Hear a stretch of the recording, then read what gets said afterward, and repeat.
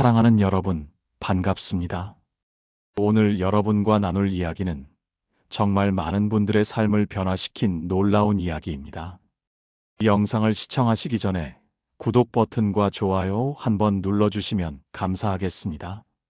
그리고 지금 어디서 이 영상을 보고 계신지 댓글로 알려주세요. 여러분의 한 줄 한 줄이 저에게는 큰 힘이 되고 격려가 됩니다. 그럼 지금부터 함께 시작하겠습니다. 목사인 제가 오늘 정말 충격적인 이야기를 하나 나누려고 합니다. 솔직히 저도 처음엔 믿기 어려웠습니다. 아니, 어떻게 20년 넘게 스님으로 살던 분이 하루아침에 모든 것을 내려놓고 예수님을 영접할 수 있을까요? 그런데 제가 직접 목격했습니다. 2019년 가을, 한 전화를 받았습니다. 목사님, 저 절에 있던 사람인데요. 예수님을 만나고 싶습니다. 목소리가 떨리고 있었습니다. 전화기 너머로 누군가의 숨소리가 가빠지는 게 느껴졌습니다. 지금 당장 만날 수 있을까요? 더 이상 참을 수가 없습니다. 그날 오후 3시, 교회 사무실에서 그분을 만났습니다. 정말로 스님이었습니다. 회색 승복을 입고 삭발한 머리로 두 손을 모은 채 제 앞에 앉아 계셨습니다. 나이는 50대 중반쯤 되어 보였고 얼굴에는 깊은 주름이 새겨져 있었습니다. 하지만 그 눈빛이 저를 사로잡았습니다. 무언가를 간절히 찾고 있는 사람의 눈빛이었습니다. 그분의 입에서 나온 첫 마디가 지금도 잊히지 않습니다. 목사님, 저는 30년 동안 해탈을 찾아 수행했습니다. 새벽 3시에 일어나 108배를 했고 하루 한 끼만 먹으며 경전을 외웠습니다. 깊은 산 속에서 홀로 3년을 수행하기도 했습니다. 그분의 목소리가 떨렸습니다. 하지만 단 한 번도 평안을 얻지 못했습니다. 30년 동안 단 하루도 마음이 편한 적이 없었습니다. 그리고 눈물이 흘러내렸습니다. 스님의 눈에서 흘러내리는 눈물을 보는 것은 참으로 충격적이었습니다. 며칠 전 꿈을 꾸었습니다. 아니, 꿈인지 환상인지 모르겠습니다. 너무나 생생했거든요. 그분이 말을 이었습니다. 흰옷을 입은 한 분이 제 앞에 서 계셨습니다. 그분의 손에는 못자국이 있었습니다. 그분이 제 손을 잡으시며 말씀하셨습니다. 내가 네가 30년 동안 찾아 헤맨 그 평안이다. 이제 그만 찾아다니고 내게로 오라. 그분의 손이 떨렸습니다. 깨어나서 제 손을 봤습니다. 그분의 체온이 아직도 남아있는 것 같았습니다. 그래서 알았습니다. 그분이 예수님이라는 것을요. 저는 그 자리에서 얼어붙었습니다. 이것이 정말 일어난 일일까? 30년 불교 수행자가 예수님의 꿈을 꾸다니. 그런데 더 놀라운 일은 그 다음이었습니다. 그날 그분은 절에서 가지고 나온 가방 하나를 제게 보여주셨습니다. 그 안에는 30년 동안 모았던 경전들, 묵주, 승복이 전부 들어 있었습니다. 이 모든 것을 버리고 싶습니다. 그리고 예수님을 영접하고 싶습니다. 여러분, 그날 저는 목사 생활 15년 만에 가장 큰 충격을 받았습니다. 아니, 가장 큰 은혜를 경험했습니다. 하나님께서 30년 동안 길 잃은 한 영혼을 찾으신 것입니다. 그분의 법명은 해암이었습니다. 지혜로운 바위라는 뜻이라고 하더군요. 하지만 그날 이후 그분은 베드로라는 세례명을 받으셨습니다. 반석이라는 뜻이죠. 그리고 지금은 목회자의 길을 걷고 계십니다. 오늘 여러분과 함께 나누고 싶은 이야기는 바로 이것입니다. 도대체 무엇이 30년 스님을 목사로 바꿔놓았을까? 어떤 능력이 그토록 견고했던 종교적 틀을 완전히 해체시켰을까? 그리고 더 중요한 질문입니다. 그 능력이 지금 여러분의 인생도 바꿀 수 있을까? 오늘 저는 해암 스님, 아니, 베드로 목사님이 직접 고백했던 7가지 변화를 여러분과 나누려고 합니다. 이것은 단순한 종교 개종 이야기가 아닙니다. 이것은 한 인간의 완전한 재창조 이야기입니다. 그리고 이 이야기 속에 여러분의 인생을 바꿀 하나님의 능력이 담겨 있습니다. 함께 시작하시겠습니까? 30년 동안 해암 스님이 가장 괴로워했던 것이 무엇인지 아십니까? 바로 마음속 깊은 곳의 공허함이었습니다. 아무리 경전을 외우고 아무리 수행을 해도 채워지지 않는 그 빈 공간.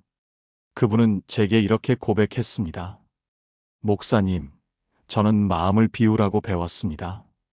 모든 욕망을 비우고, 모든 집착을 비우고, 나라는 존재조차 비워야 한다고 배웠습니다. 그런데 비우면 비울수록 더 공허해졌습니다. 텅 빈 그릇처럼 허전했습니다. 여러분도 그런 경험 있으신가요? 무언가로 채워도 계속 허기진 마음. 성공해도, 돈을 벌어도, 사람들의 인정을 받아도 여전히 남아있는 그 빈자리. 바로 그 자리를 채울 수 있는 분은 오직 한 분뿐입니다. 성경은 이렇게 말씀하십니다. 너희가 그리스도의 사랑을 알아. 그 넓이와 길이와 높이와 깊이가 어떠함을 깨달아 하나님의 모든 충만하심으로 너희에게 충만하게 하시기를 구하노라. 에베소서 3장 19절입니다. 이 말씀은 사도 바울이 에베소 교회 성도들을 위해 기도하며 쓴 편지의 일부입니다. 바울은 감옥에 갇혀 있었지만 그의 마음은 충만했습니다.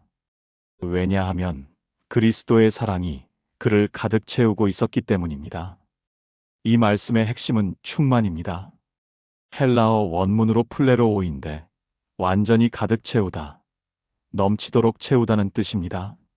하나님께서는 우리 마음의 빈 공간을 그저 조금 채우시는 것이 아니라 완전히 넘치도록 채우기를 원하십니다. 그런데 주목해야 할 것이 있습니다. 무엇으로 채우신다는 것입니까? 바로 하나님의 모든 충만하심으로 채우신다는 것입니다. 이것은 인간의 노력이나 수행으로는 절대 채울 수 없는 영역입니다. 오직 하나님의 은혜로만, 그리스도의 사랑으로만 채워질 수 있는 것입니다. 그렇다면 우리는 어떻게 이 충만함을 경험할 수 있을까요? 말씀은 그리스도의 사랑을 알아라고 시작합니다. 아는 것입니다. 머리로만 아는 것이 아니라 경험으로 아는 것입니다. 그리스도께서 나를 위해 십자가에 달리신 그 사랑을 깊이 깨닫고 경험할 때 우리 마음은 충만해지기 시작합니다. 해암 스님의 이야기를 계속해 보겠습니다. 그분이 예수님을 영접한 후 2주가 지났을 때였습니다. 제게 전화를 하셨습니다. 목사님, 이상한 일이 생겼습니다. 무슨 일이냐고 물었습니다. 30년 만에 처음으로 웃었습니다. 저는 잘 이해가 되지 않았습니다. 스님, 아니 베드로님, 무슨 말씀이십니까? 목사님, 저는 30년 동안 마음속 깊은 곳에서 우러나오는 웃음을 웃어본 적이 없습니다. 억지로 짓는 미소는 있었지만 진짜 기쁨은 없었습니다. 그런데 오늘 아침 성경을 읽다가 갑자기 웃음이 터져나왔습니다. 무슨 말씀을 읽으셨는데요? 요한복음 10장 10절입니다. 도둑이 오는 것은 도둑질하고 죽이고 멸망시키려는 것뿐이요. 내가 온 것은 양으로 생명을 얻게 하고 더 풍성히 얻게 하려는 것이라. 이 말씀을 읽는데 갑자기 깨달았습니다. 제가 30년 동안 찾았던 것은 비움이었는데 예수님은 풍성히 채움을 주시려고 오셨다는 것을요. 그분의 목소리에 생기가 돌았습니다. 그리고 제 마음속에 뭔가가 채워지는 느낌이 들었습니다. 따뜻하고 포근하고 평안한 그 무엇이? 그게 너무 좋아서 웃음이 나왔습니다. 혼자 방에서 한참 웃었습니다. 전화를 끊고 저는 한참을 울었습니다. 하나님께서 30년 동안 공허했던 한 영혼을 충만으로 채워주신 것입니다. 그로부터 1개월 후 베드로 목사님은 제게 말씀하셨습니다. 목사님, 이제 알겠습니다. 제가 30년 동안 잘못 찾고 있었다는 것을요. 저는 나를 비워서 무가 되려고 했습니다. 하지만 하나님은 나를 채워서 충만히 되게 하십니다. 인간은 빈 그릇이 되기 위해 창조된 것이 아니라 하나님의 충만으로 가득 차기 위해 창조된 것이었습니다. 여러분, 이것이 복음입니다. 우리는 비워지기 위해 태어난 것이 아닙니다. 우리는 하나님의 사랑으로 충만해지기 위해 태어났습니다. 사랑하는 여러분, 지금 저와 함께 이렇게 기도해 보시겠습니까? 하나님 아버지, 오늘 제 마음의 빈 공간을 보게 하셨습니다. 제가 아무리 애를 써도 채워지지 않는 그 공허함을 인정합니다. 이제 저는 고백합니다. 오직 주님의 사랑만이 저를 충만하게 하실 수 있습니다. 그리스도의 사랑의 넓이와 길이와 높이와 깊이로 저를 가득 채워주소서. 하나님의 모든 충만하심으로 제 마음을 넘치게 하소서. 더 이상 스스로를 비우려 애쓰지 않고 주님의 은혜로 채워지기를 갈망합니다. 오늘부터 주님의 충만을 경험하게 하소서. 예수님의 이름으로 기도합니다. 아멘. 이 기도를 매일 아침 고백해 보세요. 여러분도 반드시 이 충만을 경험하게 될 것입니다. 그리고 이것은 시작일 뿐입니다. 해암 스님이 가장 두려워했던 것이 무엇인지 아십니까? 바로 업보였습니다. 전생에 지은 죄의 대가를 이 생에서 받아야 한다는 두려움. 그리고 이 생에서 잘못한 것들이 다음 생에 영향을 미칠 것이라는 공포. 그분은 제게 이렇게 말씀하셨습니다. 목사님, 저는 매일 밤 잠들기 전에 두려웠습니다. 오늘 무슨 잘못을 또 저질렀을까? 이것이 다음 생에 어떤 고통으로 돌아올까? 그래서 108배를 하고 경전을 외우고 끊임없이 수행했습니다. 하지만 그 두려움은 사라지지 않았습니다. 혹시 여러분도 비슷한 두려움이 있지 않으신가요? 내가 과거에 저질렀던 실수들이 지금의 고통을 만들었다는 생각. 내가 지금 잘못하면 미래에 벌을 받을 것이라는 불안. 자신의 행위로 자신의 운명을 결정해야 한다는 무거운 짐. 하지만 성경은 완전히 다른 이야기를 합니다. 너희는 그 은혜에 의하여 믿음으로 말미암아 구원을 받았으니 이것은 너희에게서 난 것이 아니요 하나님의 선물이라. 행위에서 난 것이 아니니 이는 누구든지 자랑하지 못하게 함이라. 에베소서 2장 8절에서 9절입니다. 이 말씀은 당시 유대교와 이방 종교의 율법주의와 행위 중심 신앙을 완전히 뒤집는 혁명적 선언이었습니다. 사도 바울은 로마 제국의 종교 수도였던 에베소에 이 편지를 보내며 복음의 핵심을 분명히 했습니다. 은혜라는 단어는 헬라어로 카리스인데 받을 자격이 없는 사람에게 주어지는 선물이라는 뜻입니다. 우리의 구원은 우리의 노력으로 얻는 것이 아니라 하나님께서 거저 주시는 선물입니다. 행위에서 난 것이 아니니라는 표현은 더욱 강력합니다. 우리가 아무리 선한 일을 많이 하고 아무리 수행을 열심히 해도 그것으로는 구원을 얻을 수 없다는 것입니다. 왜 그럴까요? 왜 하나님은 우리의 노력을 인정하지 않으시는 걸까요? 그것은 우리의 노력이 가치가 없어서가 아닙니다. 그것은 죄의 문제가 너무 심각해서 인간의 노력으로는 해결할 수 없기 때문입니다. 그래서 하나님께서 직접 해결책을 제시하신 것입니다. 바로 예수 그리스도의 십자가입니다. 이 은혜를 어떻게 받습니까? 믿음으로 말미암아입니다. 그저 믿는 것입니다. 예수님께서 내 죄를 위해 십자가에 달리셨다는 것을, 그분의 피로 내 모든 죄가 씻어졌다는 것을, 그분의 부활로 내가 영원한 생명을 얻었다는 것을 믿는 것입니다. 베드로 목사님의 이야기를 계속하겠습니다. 그분이 예수님을 영접하고 한 달 정도 지났을 때였습니다. 새벽 기도회에 나오셨는데 얼굴이 환하게 빛나고 계셨습니다. 목사님, 오늘 새벽에 놀라운 일이 일어났습니다. 무슨 일이냐고 물었습니다. 새벽 4시에 일어나 기도하려고 했습니다. 그런데 습관적으로 제가 108배 자세를 취하고 있었습니다. 30년 동안 했던 습관이었으니까요. 그분이 말을 이었습니다. 그런데 갑자기 깨달았습니다. 아, 나는 더 이상 업보를 갚기 위해 절을 할 필요가 없구나. 예수님이 이미 다 갚으셨으니까. 그 순간 눈물이 쏟아졌습니다. 그래서 어떻게 하셨습니까? 무릎을 꿇고 두 손을 모아 하나님께 말씀드렸습니다. 하나님, 감사합니다. 저는 30년 동안 제 죄값을 갚으려고 절을 했습니다. 하지만 단 한 번도 그 빚이 갚아지는 느낌을 받지 못했습니다. 오히려 빚은 점점 더 쌓이기만 했습니다.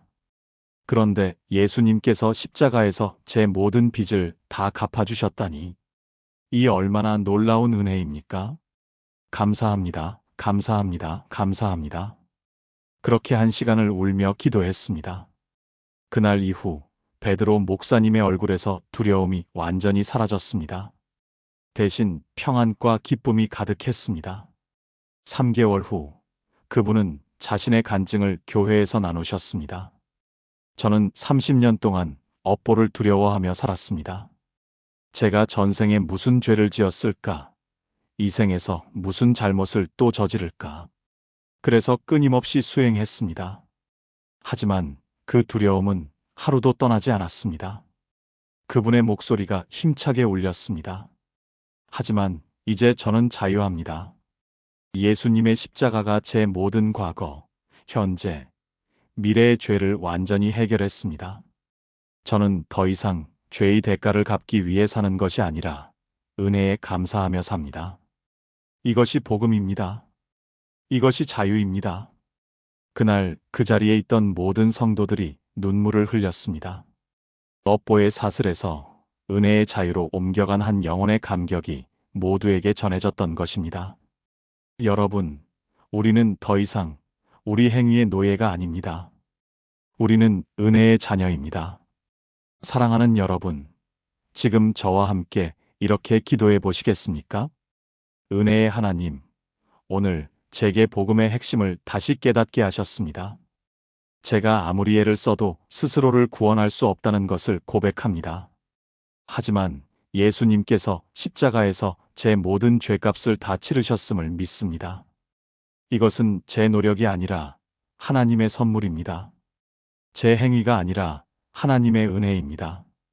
오늘부터 저는 업보의 두려움이 아니라 은혜의 감사함으로 살아가기를 선택합니다. 제 과거의 모든 죄, 현재의 모든 허물, 미래의 모든 연약함이 예수님의 보혈로 완전히 씻어졌음을 선포합니다. 저는 자유합니다. 예수님의 이름으로 기도합니다. 아멘. 이 기도를 고백할 때마다 은혜의 놀라움을 새롭게 경험하실 것입니다. 그리고 세 번째 변화로 넘어가겠습니다. 해암 스님의 하루 일과는 정말 치열했습니다. 새벽 3시에 일어나 108배로 시작합니다. 오전에는 경전을 암송하고 필사합니다. 하루 한 끼만 먹고 오후에는 참선에 들어갑니다. 저녁에는 다시 108배를 하고 밤늦게까지 경전을 읽습니다. 잠은 하루 4시간. 30년을 이렇게 살았습니다. 그런데 그분은 제게 이렇게 고백했습니다. 목사님, 저는 30년 동안 내가 더 잘해야 한다.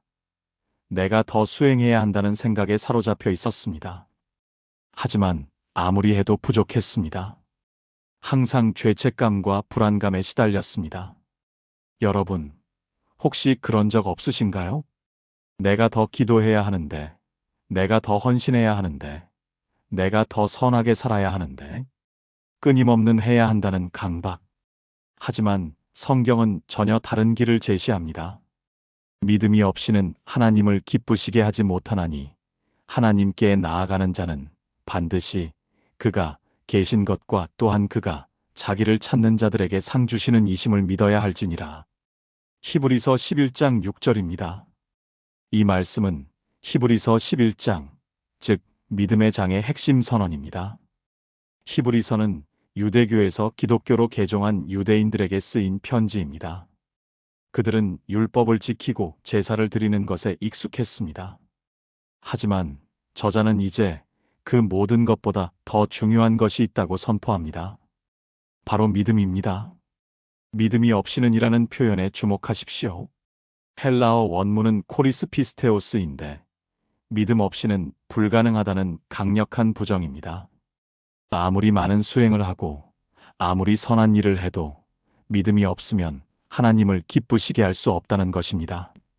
그렇다면 믿음이란 무엇입니까? 말씀은 두 가지를 제시합니다. 첫째, 그가 계신 것을 믿는 것입니다. 하나님께서 실제로 존재하신다는 것, 그분이 살아계셔서 지금도 역사하신다는 것을 믿는 것입니다.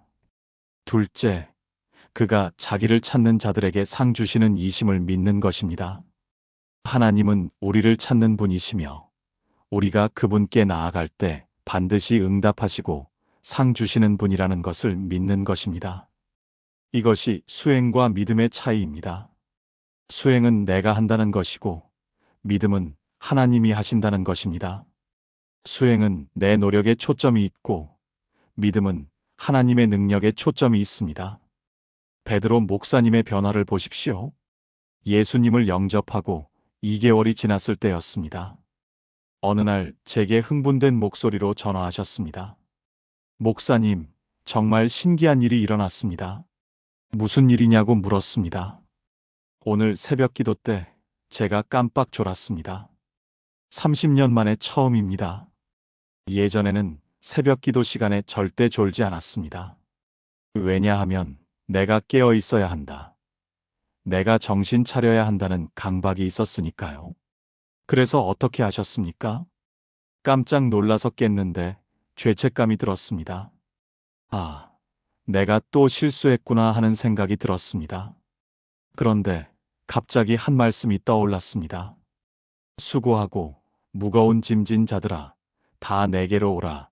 내가 너희를 쉬게 하리라는 마태복음 11장 28절 말씀이었습니다. 그분의 목소리가 떨렸습니다. 그 순간 깨달았습니다. 아, 하나님은 내가 완벽하게 깨어 있기를 원하시는 것이 아니라 그저 내가 그분께 의지하기를 원하시는구나. 내가 완벽한 기도를 드리기를 원하시는 것이 아니라 그저 내가 그분을 신뢰하기를 원하시는구나. 그래서 다시 기도했습니다. 하나님, 저는 연약합니다. 졸 수도 있고 실수할 수도 있습니다. 하지만 저는 하나님을 믿습니다. 제 연약함 속에서도 역사하시는 하나님을 믿습니다. 그렇게 기도하는데 마음에 평안이 왔습니다. 그로부터 일주일 후 그분은 또 전화하셨습니다. 목사님, 이제 기도가 즐겁습니다. 어떻게 달라지셨습니까? 예전에는 기도가 의무였습니다. 내가 해야 하는 과제였습니다. 하지만 이제는 대화입니다. 하나님, 아버지와 대화하는 시간입니다. 제가 잘해야 하는 것이 아니라 그저 아버지께 제 마음을 나누면 되는 것입니다. 아버지는 제 말을 들어주시고 응답해 주시고 인도해 주십니다. 그분의 고백이 계속되었습니다. 목사님, 30년 동안 저는 내가 깨달아야 한다. 내가 수행해야 한다. 내가 완성해야 한다고 생각했습니다. 하지만 그것은 너무 무거운 짐이었습니다. 그런데 이제는 하나님이 나를 인도하신다. 하나님이 나를 변화시키신다. 하나님이 나를 완성하신다고 믿습니다. 이것이 얼마나 가벼운지 모릅니다. 3개월 후 베드로 목사님은 자신의 승복과 경전을 모두 정리하셨습니다. 그리고 그것들을 보며 이렇게 말씀하셨습니다. 이것들은 제 30년의 수고였습니다. 하지만 이것으로는 평안을 얻지 못했습니다. 이제 저는 이 모든 것을 내려놓고 예수님만 붙듭니다. 그분을 믿는 것, 그것이 제가 할 수 있는 최고의 선택입니다. 여러분, 우리는 더 이상 수행의 노예가 아닙니다. 우리는 믿음의 자녀입니다. 하나님은 우리의 완벽한 수행을 원하시는 것이 아니라 우리의 순전한 믿음을 원하십니다. 사랑하는 여러분, 지금 저와 함께 이렇게 기도해 보시겠습니까? 전능하신 하나님, 오늘 제게 믿음의 비밀을 깨닫게 하셨습니다. 제가 아무리 열심히 수행해도 스스로를 변화시킬 수 없음을 고백합니다. 하지만 하나님께서 저를 변화시키실 수 있음을 믿습니다. 제 노력이 아니라 하나님의 능력을, 제 수고가 아니라 하나님의 은혜를 의지합니다. 하나님께서 실제로 살아계시며 저를 찾으시고 저에게 응답하시는 분이심을 믿습니다. 오늘부터 저는 내가 해야 한다는 강박에서 벗어나 하나님이 하신다는 믿음으로 살겠습니다. 제 연약함을 인정하고 하나님의 강하심을 의지합니다. 예수님의 이름으로 기도합니다. 아멘. 이 기도를 할 때마다 믿음의 자유를 누리실 것입니다. 이제 네 번째 변화를 나누겠습니다. 해암 스님이 30년 동안 추구했던 궁극적 목표가 무엇인지 아십니까? 바로 해탈이었습니다. 윤회의 고리에서 벗어나는 것, 모든 욕망과 집착에서 자유로워지는 것, 완전한 깨달음에 도달하는 것. 그런데 그분은 제게 이렇게 고백했습니다. 목사님, 저는 30년 동안 해탈을 추구했습니다. 하지만 해탈이 무엇인지 정확히 알지 못했습니다. 그저 막연하게 고통이 없는 상태라고만 생각했습니다. 그런데 고통이 없는 상태가 정말 행복일까요? 아무것도 느끼지 않는 것, 그것이 정말 자유일까요? 여러분도 이런 혼란을 느껴본 적 있으신가요? 내가 추구하는 것이 정말 옳은 것일까? 내가 가는 길이 정말 맞는 길일까? 하지만 성경은 아주 명확한 답을 제시합니다. 하나님이 세상을 이처럼 사랑하사 독생자를 주셨으니 이는 그를 믿는 자마다 멸망하지 않고 영생을 얻게 하려 하심이라. 요한복음 3장 16절입니다. 이 말씀은 성경 전체를 요약하는 가장 유명한 구절입니다. 예수님께서 밤에 찾아온 니고데모라는 바리새인에게 하신 말씀입니다. 니고데모는 당시 최고의 종교 지도자였지만 영생에 대한 확신이 없었습니다. 그래서 예수님은 이 가장 간단하면서도 가장 깊은 진리를 말씀하셨습니다. 하나님이 세상을 이처럼 사랑하사라는 표현을 주목하십시오. 헬라어 원문은 우토스 에가페센인데 이렇게까지 이 정도로라는 강조의 의미가 담겨 있습니다. 하나님의 사랑은 우리가 상상할 수 없을 정도로 크고 깊다는 것입니다. 그래서 무엇을 하셨습니까? 독생자를 주셨으니입니다. 하나님께서 유일하신 아들을 우리를 위해 내어주셨습니다. 이것이 해탈과 구원의 근본적 차이입니다. 해탈은 내가 나를 구원한다는 것이고, 구원은 하나님이 나를 구원하신다는 것입니다. 해탈은 나를 없앤다는 것이고, 구원은 나를 살린다는 것입니다. 해탈은 불확실한 과정이고, 구원은 확실한 선물입니다. 그리고 이 구원을 어떻게 받습니까? 그를 믿는 자마다입니다. 예수님을 믿기만 하면 됩니다. 그러면 멸망하지 않고 영생을 얻게 됩니다. 영생은 단순히 영원히 사는 것이 아닙니다. 하나님과 함께 영원히 사는 것입니다. 하나님의 사랑 안에서 영원히 행복하게 사는 것입니다. 베드로 목사님의 이야기를 들어보십시오. 예수님을 영접하고 3개월이 지났을 때였습니다. 어느 날 그분이 교회로 급히 오셨습니다.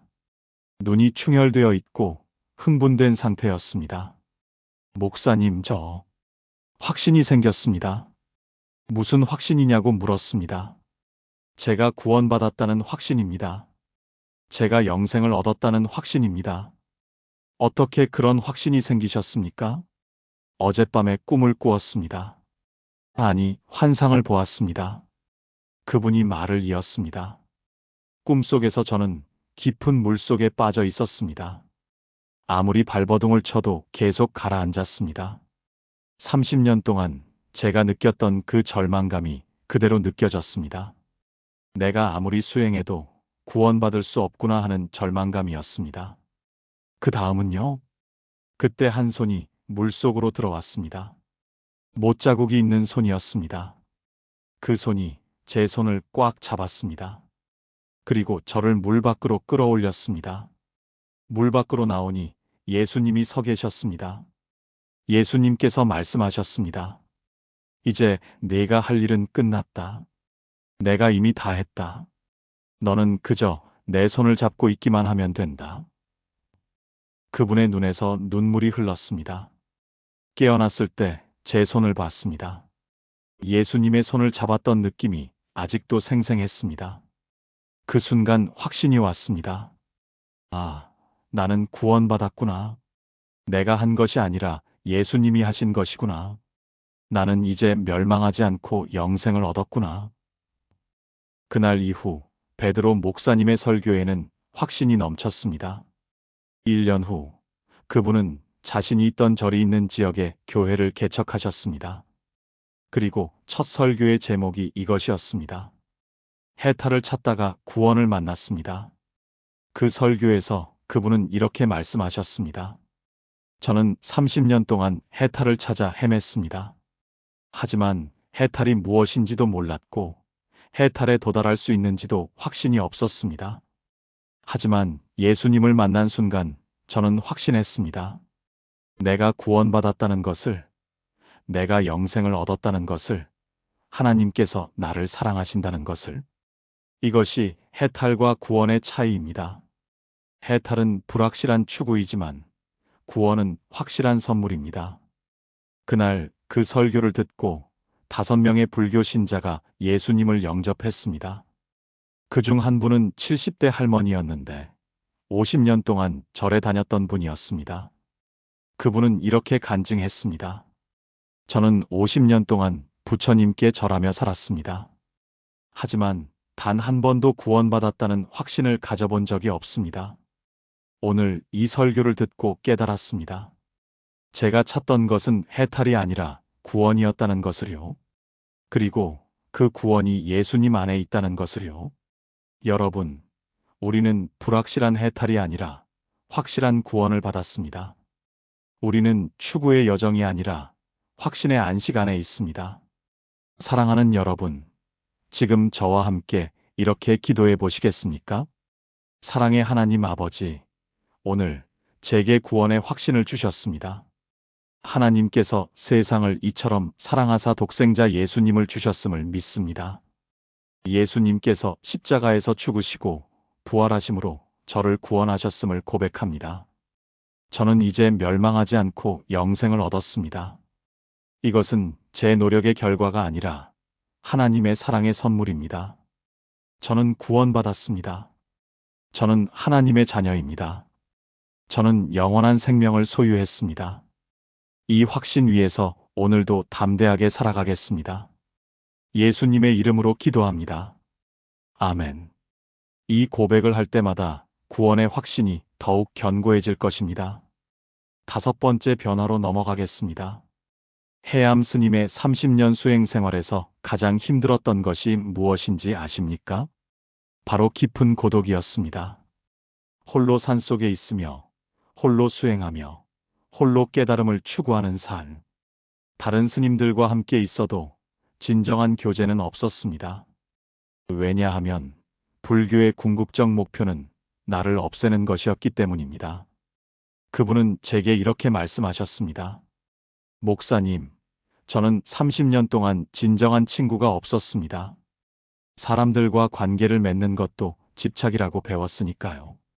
그래서 항상 혼자였습니다. 말할 사람도 없고 위로해줄 사람도 없고 함께 기뻐할 사람도 없었습니다. 여러분도 그런 고독을 느껴본 적 있으신가요? 사람들 속에 있어도 홀로인 것 같은 느낌. 아무도 나를 진정으로 이해해주지 못한다는 외로움. 하지만 예수님은 완전히 다른 것을 말씀하십니다. 이제부터는 너희를 종이라 하지 아니하리니 종은 주인이 하는 것을 알지 못함이라. 너희를 친구라 하였노니 내가 내 아버지께 들은 것을 다 너희에게 알게 하였음이라. 요한복음 15장 15절입니다. 이 말씀은 예수님께서 십자가에 달리시기 직전 제자들과 함께 하신 마지막 식사 자리에서 하신 말씀입니다. 예수님은 제자들에게 가장 중요한 유언을 남기고 계셨습니다. 그리고 그 유언 중 하나가 바로 이것이었습니다. 너희를 친구라 하였노니. 이것은 당시로서는 혁명적인 선언이었습니다. 주인과 종의 관계가 분명했던 그 시대에 신과 인간의 거리가 멀다고 여겨졌던 그 문화에서 예수님은 우리를 친구라고 부르신 것입니다. 친구라는 단어는 헬라어로 필로스인데 서로 사랑하는 사람, 서로의 비밀을 나누는 사람이라는 뜻입니다. 예수님은 단순히 우리를 구원하시고 떠나신 것이 아닙니다. 예수님은 우리와 영원한 관계를 맺기 원하십니다. 우리의 기쁨을 함께 기뻐하시고 우리의 슬픔을 함께 슬퍼하시는 친구가 되기를 원하십니다. 그리고 이것은 단지 예수님과의 관계에만 그치지 않습니다. 예수님 안에서 우리는 서로 형제자매가 됩니다. 교회는 단순한 종교단체가 아니라 하나님의 가족입니다. 베드로 목사님의 이야기를 들어보십시오. 예수님을 영접하고 처음으로 교회 소그룹 모임에 참석하셨을 때였습니다. 6명의 성도들이 모여 성경 공부를 하고 서로의 기도 제목을 나누는 시간이었습니다. 그분은 나중에 제게 이렇게 말씀하셨습니다. 목사님, 그날 저는 충격을 받았습니다. 30년 만에 처음으로 사람들이 서로의 아픔을 나누고 서로를 위해 기도하고 서로를 안아주는 것을 봤습니다. 어떤 점이 가장 인상 깊으셨습니까? 한 집사님이 자신의 기도 제목을 나누셨습니다. 남편이 사업에 실패해서 빚이 많은데 남편이 술을 마시고 폭력을 휘두른다는 것이었습니다. 그 이야기를 하며 집사님이 우셨습니다. 그분의 목소리가 떨렸습니다. 그런데 놀라운 일이 일어났습니다. 다른 집사님들이 모두 그분을 안아주었습니다. 그리고 함께 눈물을 흘리며 기도했습니다. 저도 모르게 눈물이 났습니다. 30년 동안 본 적 없는 광경이었습니다. 사람들이 서로의 짐을 함께 지고 있었습니다. 2주 후 베드로 목사님도 자신의 간증을 소그룹에서 나누셨습니다. 자신이 30년 동안 스님이었다는 것, 그리고 예수님을 만나 완전히 변화되었다는 것을요. 그분의 간증을 듣고 모든 사람이 놀랐습니다. 그리고 한 집사님이 이렇게 말씀하셨습니다. 베드로님, 저희가 형제자매로서 베드로님을 사랑하고 지지하겠습니다. 혹시 힘든 일이 있으면 언제든지 말씀해 주세요. 저희가 함께 기도하고 함께 짐을 지겠습니다. 그날 밤 베드로 목사님은 제게 전화하셨습니다. 울면서 말씀하셨습니다. 목사님, 저는 오늘 처음으로 가족이라는 것을 경험했습니다.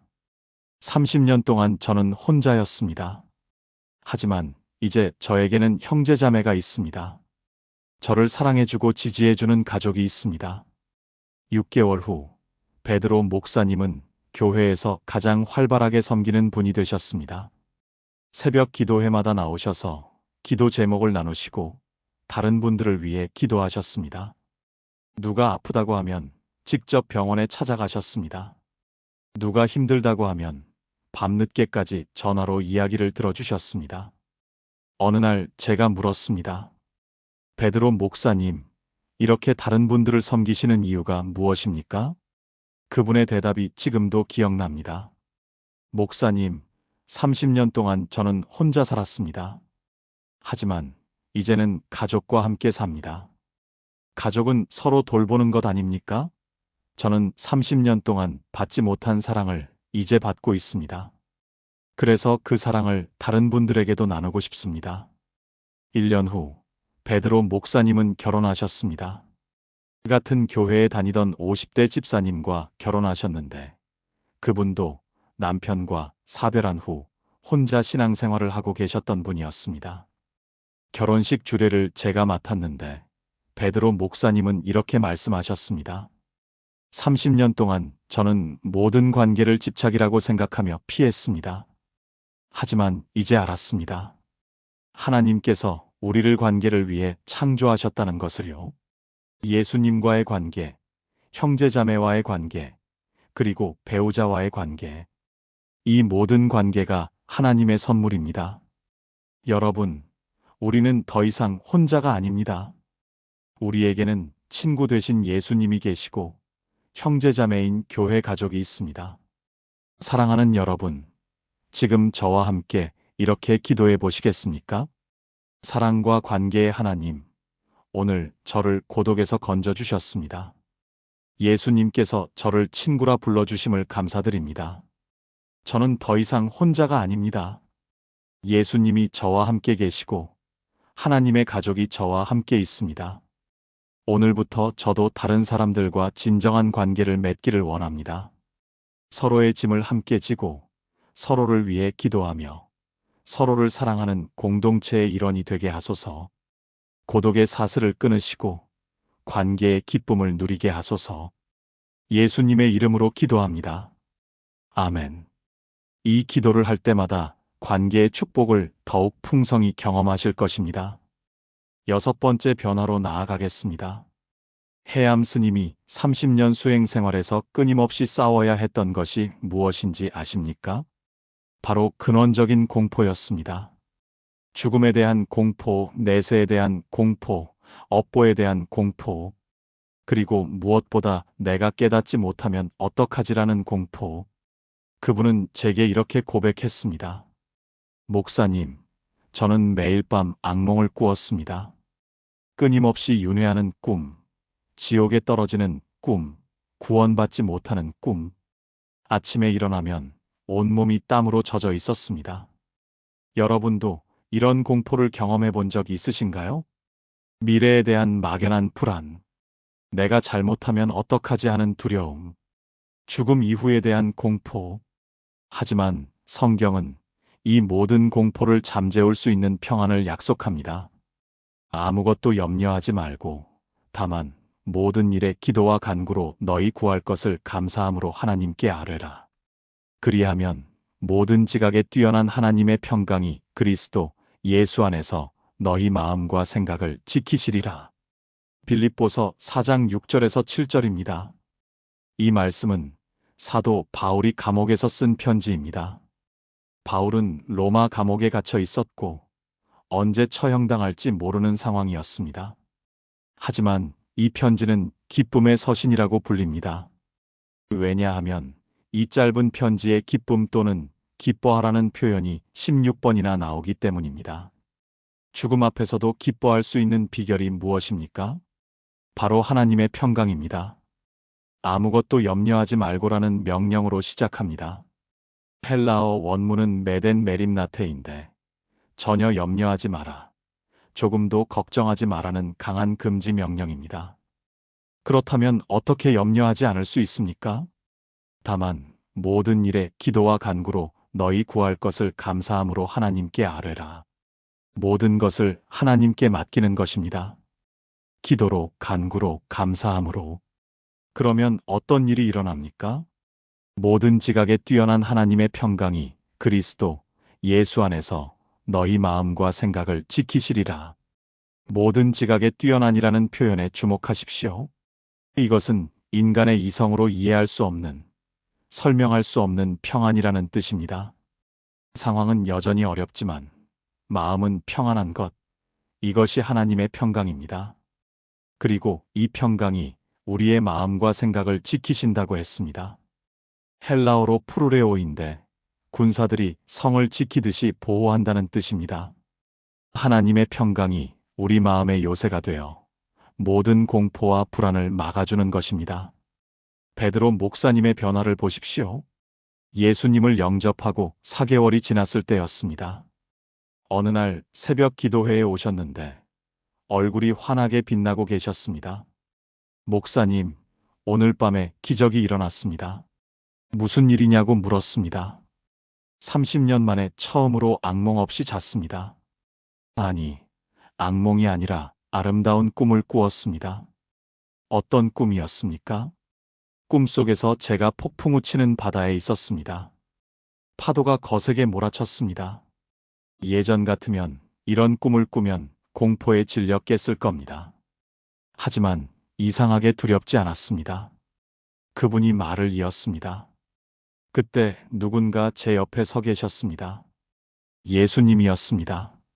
예수님께서 손을 펼치시며 잠잠하라고 말씀하셨습니다. 그러자 바람이 멈추고 파도가 잔잔해졌습니다. 그리고 예수님께서 제게 말씀하셨습니다. 두려워하지 마라. 내가 너와 함께 있다. 깨어났을 때 제 마음이 너무나 평안했습니다. 그로부터 일주일 후 또 다른 변화가 일어났습니다. 베드로 목사님이 건강검진을 받으셨는데 위암 초기 진단을 받으신 것입니다. 저는 깜짝 놀라 병원으로 달려갔습니다. 혹시 다시 공포에 사로잡히셨을까 걱정했기 때문입니다. 하지만 그분의 반응은 제 예상과 완전히 달랐습니다. 목사님, 괜찮습니다. 놀라셨죠? 저도 처음엔 놀랐습니다. 하지만 기도하는데 평안이 왔습니다. 어떻게 그렇게 평안하실 수 있으십니까? 목사님, 30년 전 같았으면 저는 완전히 공포에 사로잡혔을 겁니다. 아, 이것이 내 전생의 업보구나. 나는 지금 그 대가를 치르는 것이구나 라고 생각하며 절망했을 겁니다. 하지만 이제는 다릅니다. 그분의 눈이 빛났습니다. 저는 이제 압니다. 질병도, 고난도, 심지어 죽음도 저를 하나님의 사랑에서 끊을 수 없다는 것을요. 로마서 8장 38-39절 말씀처럼 말입니다. 그래서 평안합니다. 하나님께서 저와 함께 하시니까요. 수술 전날 밤 베드로 목사님은 교회 성도들과 함께 기도회를 하셨습니다. 그분이 먼저 기도하셨습니다. 하나님 아버지, 감사합니다. 30년 동안 저는 공포 속에 살았습니다. 하지만 이제 평안 속에 삽니다. 내일 수술대에 오르지만 두렵지 않습니다. 왜냐하면 아버지께서 저와 함께 하시니까요. 수술이 잘 되든 안 되든, 제가 살든 죽든, 저는 아버지의 것입니다. 이것이 제 평안의 근거입니다. 수술은 성공적이었습니다. 조기 발견이어서 암 조직을 완전히 제거할 수 있었습니다. 퇴원하시는 날, 베드로 목사님은 제게 이렇게 말씀하셨습니다.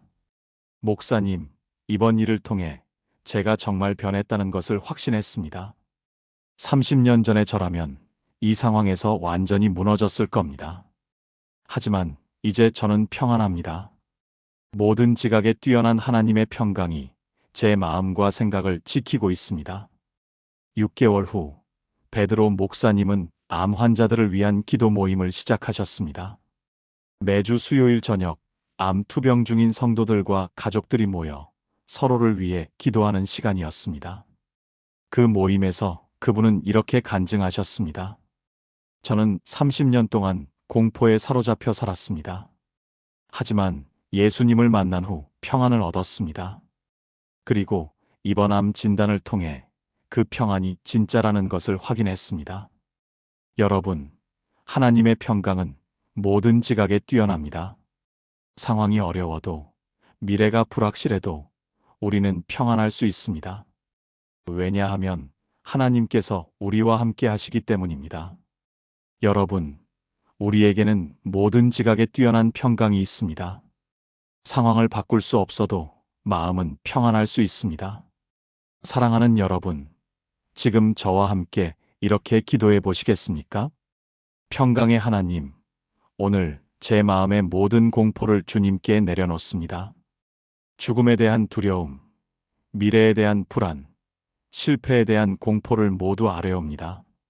저는 더 이상 염려하지 않기로 결단합니다. 모든 것을 기도와 간구로 감사함으로 아버지께 아뢰옵니다. 아버지, 모든 지각에 뛰어난 하나님의 평강으로 제 마음과 생각을 지켜주소서. 상황은 어려워도 마음은 평안하게, 미래는 불확실해도 믿음은 견고하게 하소서. 예수님께서 저와 함께 하시니 두려울 것이 없습니다. 오늘부터 공포 대신 평안으로, 불안 대신 확신으로 살아가겠습니다. 예수님의 이름으로 기도합니다. 아멘. 이 기도가 여러분의 마음을 지키는 요새가 될 것입니다. 이제 마지막 7번째 변화를 나누겠습니다. 해암 스님이 30년 동안 가장 답을 찾지 못했던 질문이 무엇인지 아십니까? 바로 죽음 이후에는 무엇이 있는가? 였습니다. 윤회를 믿었지만 확신이 없었습니다. 해탈을 추구했지만 도달했는지 알 수 없었습니다. 그분은 제게 이렇게 말씀하셨습니다. 목사님, 저는 매일 죽음을 묵상했습니다. 무상함을 깨달으려고 노력했습니다. 하지만 죽음 이후에 대해서는 아무도 확실한 답을 주지 못했습니다. 그저 업보에 따라 결정된다는 막연한 대답뿐이었습니다. 여러분도 이런 궁금증이 있으신가요? 죽음 이후에 정말 무엇이 있을까? 나는 어디로 가는 걸까? 영원한 생명이 정말 존재하는 걸까? 하지만 예수님은 가장 분명하고 확실한 답을 주십니다. 예수께서 이르시되 나는 부활이요 생명이니 나를 믿는 자는 죽어도 살겠고 무릇 살아서 나를 믿는 자는 영원히 죽지 아니하리니 이것을 내가 믿느냐? 요한복음 11장 25절에서 26절입니다. 이 말씀은 예수님께서 죽은 나사로를 살리시기 직전에 나사로의 누이 마르다에게 하신 말씀입니다. 나사로는 이미 무덤에 묻힌 지 나흘이 지났습니다. 마르다는 절망하고 있었습니다. 그때 예수님께서 이 놀라운 선언을 하신 것입니다. 나는 부활이요 생명이니. 예수님은 단지 부활을 가르치시는 분이 아니라 부활 그 자체이십니다. 예수님은 단지 생명을 주시는 분이 아니라 생명 그 자체이십니다. 헬라어 원문을 보면 에고, 에임이라는 표현이 나옵니다. 나는 이다는 뜻인데 이것은 구약의 하나님 이름 여호와의 헬라어 번역입니다. 즉 예수님은 자신이 생명의 근원이신 하나님이심을 선포하신 것입니다. 나를 믿는 자는 죽어도 살겠고 육체는 죽어도 영은 살아서 하나님과 함께 영원히 산다는 뜻입니다. 무릇 살아서 나를 믿는 자는 영원히 죽지 아니하리니. 예수님을 믿는 순간 우리는 이미 영생을 얻은 것입니다. 육체의 죽음은 단지 이 세상에서 천국으로의 이사일 뿐입니다. 그리고 예수님은 질문하십니다. 이것을 내가 믿느냐? 이것이 가장 중요한 질문입니다. 당신은 이것을 믿습니까? 베드로 목사님의 마지막 변화를 들어보십시오. 예수님을 영접하고 1년이 되던 날이었습니다. 그분이 제게 편지를 써오셨습니다. 그 편지의 내용이 지금도 생생합니다. 목사님, 정확히 1년 전 오늘 저는 30년 동안 입었던 승복을 벗고 예수님을 영접했습니다. 그날이 제 인생의 진짜 생일입니다. 제가 진정으로 살아난 날입니다. 편지는 계속되었습니다. 1년 동안 저는 너무나 많은 변화를 경험했습니다. 공허함이 충만함으로, 업보가 은혜로, 수행이 믿음으로, 해탈이 구원으로, 고독이 관계로, 공포가 평안으로 바뀌었습니다. 하지만 가장 큰 변화는 마지막 이것입니다. 죽음이 생명으로 바뀐 것입니다. 30년 동안 저는 죽음을 두려워했습니다. 죽음 이후에 무엇이 있는지 몰랐기 때문입니다. 하지만 이제는 다릅니다. 저는 확신합니다.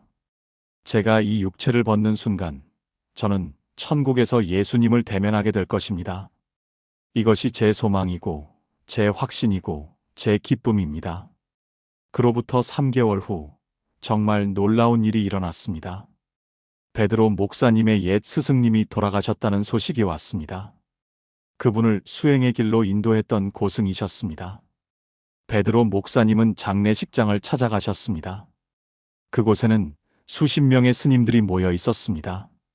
그분은 나중에 저에게 그날의 일을 말씀하셨습니다. 목사님, 장례식장에 들어서는데 옛 기억들이 떠올랐습니다. 30년 전 저를 절로 데려가셨던 그 스승님의 모습이. 하지만 이상하게 슬프지 않았습니다. 왜 그러셨습니까? 스님들이 경을 외우고 있었습니다. 스승님의 극락왕생을 비는 경이었습니다. 하지만 저는 알았습니다. 아무리 경을 외워도 그것이 죽은 자를 구원할 수 없다는 것을요. 그래서 마음이 아팠습니다. 그분의 이야기가 계속되었습니다. 장례식이 끝나고 저는 스승님의 영정 앞에 섰습니다. 그리고 조용히 기도했습니다. 스승님, 생전에 제게 해탈의 길을 가르쳐 주시려 애쓰셨죠? 하지만 저는 그 길에서 답을 찾지 못했습니다. 대신 예수님 안에서 생명을 찾았습니다. 스승님도 생전에 예수님을 만나셨다면 얼마나 좋았을까요? 그렇게 기도하는데 눈물이 났습니다.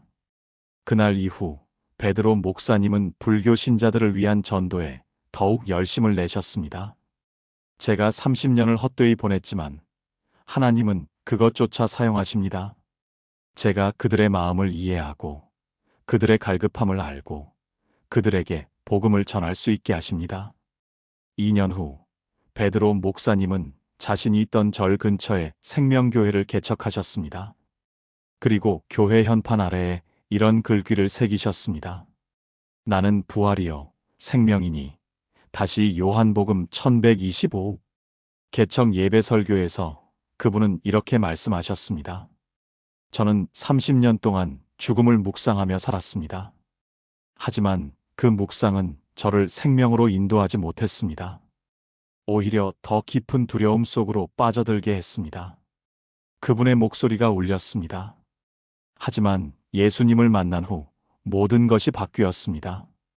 죽음은 더 이상 두려움이 아니라 소망이 되었습니다. 죽음은 끝이 아니라 시작입니다. 이 육체를 벗고 천국에서 영원히 예수님과 함께 사는 것입니다. 그날 그 설교를 듣고 10명의 불교 신자가 예수님을 영접했습니다. 그중 한 분은 80대 할아버지였는데 60년을 절에 다니셨던 분이었습니다. 그분은 눈물을 흘리며 이렇게 고백했습니다. 저는 60년 동안 윤회를 믿으며 살았습니다. 하지만 단 한 번도 확신이 없었습니다. 다음 생에 어떻게 될지 알 수 없었습니다. 하지만 오늘 확신이 생겼습니다. 예수님을 믿는 순간 영생을 얻었다는 확신입니다. 이제 저는 죽음이 두렵지 않습니다. 여러분, 우리는 죽어도 사는 사람들입니다. 우리는 이미 영생을 얻었습니다. 죽음은 끝이 아니라 영원한 생명의 시작입니다. 사랑하는 여러분, 지금 저와 함께 이렇게 기도해 보시겠습니까? 부활이요 생명이신 예수님, 오늘 제게 영생의 확신을 주셨습니다. 예수님께서 부활이요 생명이심을 믿습니다. 예수님을 믿는 저는 죽어도 살 것이며 영원히 죽지 않을 것입니다. 육체의 죽음은 끝이 아니라 천국으로의 이사임을 고백합니다. 죽음에 대한 모든 두려움을 내려놓고 영생의 소망을 붙잡습니다. 저는 이미 영생을 얻었습니다. 저는 하나님의 자녀이며 천국이 제 영원한 집입니다. 이 확신 위에서 오늘도 담대하게 살아가겠습니다. 죽음이 아니라 생명으로, 절망이 아니라 소망으로 살겠습니다. 예수님의 이름으로 기도합니다. 아멘. 이 고백이 여러분의 영원한 소망이 되기를 축복합니다. 사랑하는 여러분, 지금까지 나눈 7가지 변화를 하나의 기도로 드리겠습니다. 함께 기도하시겠습니까? 전능하신 하나님 아버지, 오늘 이 시간 한 영혼이 어떻게 완전히 변화되는지를 보여주셔서 감사합니다. 30년 동안 길을 잃었던 한 영혼을 찾으시고 어둠에서 빛으로, 죽음에서 생명으로 옮기신 주님을 찬양합니다. 공허함을 충만함으로, 업보를 은혜로, 수행을 믿음으로, 해탈을 구원으로, 고독을 관계로, 공포를 평안으로, 죽음을 생명으로 바꾸신 주님의 능력을 찬양합니다. 저는 고백합니다. 주님의 충만하심으로 제 마음이 넘치며, 주님의 은혜로 제가 구원받았으며, 주님을 믿음으로 제가 변화되고 있음을 믿습니다. 예수님은 저의 구원이시며, 저의 친구이시며, 저의 평강이시며, 저의 생명이십니다. 예수님께서 십자가에서 제 모든 죄값을 치르셨고 부활하심으로 제게 영생을 주셨습니다. 저는 더 이상 혼자가 아니며 두려워하지 않으며 죽음을 두려워하지 않습니다. 왜냐하면 예수님께서 저와 함께 하시기 때문입니다. 오늘부터 저와 제 가족이 이 7가지 변화를 날마다 경험하게 하소서. 매일 아침 주님의 충만으로 시작하고 매일 밤 주님의 평안으로 마치게 하소서. 이 변화가 저에게만 그치지 않고 제 주변 모든 사람에게로 흘러가게 하소서. 아직도 길을 잃고 헤매는 영혼들이 이 간증을 통해 예수님을 만나게 하소서. 불교를 믿는 분들, 다른 종교를 믿는 분들, 아무것도 믿지 않는 분들 모두가 예수님 안에서 참된 평안과 영생을 발견하게 하소서. 주님, 이 모든 변화는 주님의 능력입니다. 주님만이 인간을 완전히 새롭게 하실 수 있습니다. 오늘 이 간증이 많은 영혼들에게 소망이 되고 변화의 시작점이 되게 하소서. 30년이든 50년이든 60년이든 얼마나 오랫동안 다른 길을 걸어왔든 주님께 돌아오는 순간 모든 것이 새로워짐을 선포합니다. 주님은 어제나 오늘이나 영원토록 동일하신 변화의 하나님이십니다. 이 모든 영광을 살아계신 예수 그리스도께 돌려드립니다. 예수님의 이름으로 기도합니다. 아멘. 사랑하는 여러분, 오늘 우리는 정말 놀라운 이야기를 함께 나눴습니다. 30년 스님이 목사가 된 이야기. 하지만 이것은 단순한 종교 개종 이야기가 아닙니다. 이것은 한 인간이 완전히 새로워진 이야기입니다. 지금까지 나눈 7가지를 다시 한번 기억해 보십시오. 첫째, 공허함에서 충만함으로 다시 하나님의 사랑이 우리를 가득 채웁니다. 둘째, 업보에서 은혜로 다시 우리는 더 이상 죄의 대가를 갚을 필요가 없습니다. 셋째, 수행에서 믿음으로 다시 우리의 노력이 아니라 하나님의 능력을 의지합니다. 넷째, 해탈에서 구원으로 다시 우리는 확실한 구원을 받았습니다. 다섯째, 고독에서 관계로 다시 우리에게는 친구 되신 예수님과 하나님의 가족이 있습니다. 여섯째, 공포에서 평안으로 다시 모든 지각에 뛰어난 하나님의 평강이 우리를 지킵니다. 일곱째, 죽음에서 생명으로 다시 우리는 영원한 생명을 얻었습니다. 이 7가지 변화는 단지 베드로 목사님만의 것이 아닙니다. 이것은 예수님을 믿는 모든 사람이 경험할 수 있는 변화입니다. 여러분도 지금 이 순간 이 변화를 시작할 수 있습니다. 여러분이 30년을 다른 길을 걸어왔든 50년을 방황했든 상관없습니다. 예수님께 돌아오는 순간 모든 것이 새로워집니다. 베드로 목사님은 지금도 생명교회에서 목회하고 계십니다. 매주 수십 명의 불교 신자들이 그 교회를 찾아와 예수님을 영접하고 있습니다.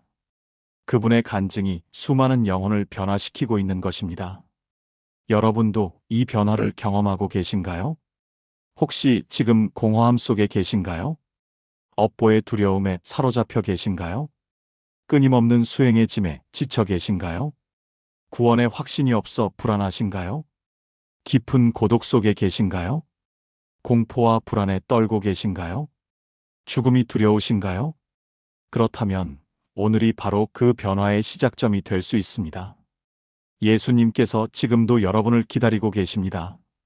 두 팔 벌려 환영하고 계십니다. 여러분이 할 일은 단 하나입니다. 그저 예수님께 나아가는 것입니다. 주님, 저를 변화시켜 주세요. 저를 새롭게 해주세요. 이 한마디면 충분합니다. 오늘 이 간증이 여러분에게 소망이 되었다면 좋아요 버튼을 눌러주세요. 그리고 댓글로 아멘 또는 나도 이 변화를 경험하고 싶습니다라고 남겨주세요. 여러분의 고백이 다른 분들에게도 큰 힘이 될 것입니다. 더 많은 분들이 이 놀라운 변화의 이야기를 들을 수 있도록 구독과 공유도 부탁드립니다. 사랑하는 여러분, 하나님의 변화시키는 능력이 여러분의 삶에도 충만하기를 축복합니다. 공허했던 마음이 충만으로, 두려움이 평안으로, 죽음이 생명으로 바뀌는 놀라운 기적을 경험하시기를 기도합니다. 예수님의 이름으로 축복합니다. 평안히 계십시오.